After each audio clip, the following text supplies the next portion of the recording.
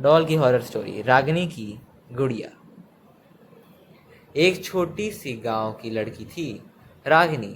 वो बहुत शांत और मासूम थी। उसके माता पिता ने उसके 10वें जन्मदिन पर एक बहुत सुंदर गुड़िया गिफ्ट की। बड़ी आंखें, लाल फ्रॉक और सफ़ेद चेहरे वाली वो गुड़िया देखने में बिल्कुल असली बच्ची जैसी लगती थी। रागिनी उस डॉल से बहुत प्यार करने लगी। उसका नाम रखा मीरा। वो हर वक्त उससे बात करती, उससे अपने साथ सुलाती और खाना भी खिलाने की एक्टिंग करती। लेकिन तभी अजीब घटनाएं शुरू हो गईं। पहला दिन।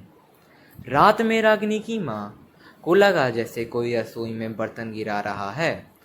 जब वो देखने गई तो सब कुछ ठीक था, लेकिन एक बात अजीब थी।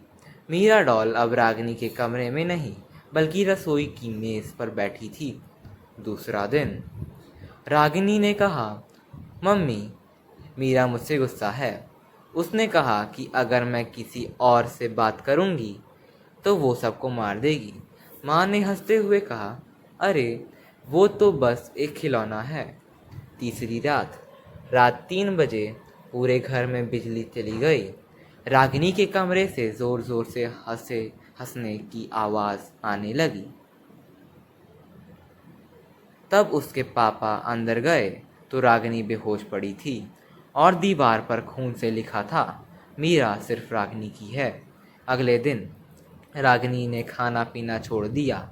वो हर समय मीरा डॉल से फुसफुसाकर बातें करती। उसकी आंखों में अजीब सी चमक आ गई थी और उसकी आवाज़ बदलने लगी थी, जैसे कोई और उस पर बोल रहा हो। जब पुजारी बुलाया गया, पुजारी ने डॉल को हाथ में लिया और कांपते हुए बोला, ये गुड़िया नहीं है, इस पे किसी की आत्मा है, किसी मरी हुई बच्ची की है जो अकेली थी और अब वो रागिनी को कभी नहीं छोड़ेगी। पुजारी ने गुड़िया को जलाने की कोशिश की, लेकिन आग की लपटें खुद ही बुझ गईं। रागिनी की आंखों से खून बहने लगा। अंत। अगली सुबह घर खाली था। सिर्फ एक डॉल बैठी थी मुस्कुराती हुई, और उसकी गोद में एक नई गुड़िया थी जो हूबहू रागिनी जैसी दिख रही थी।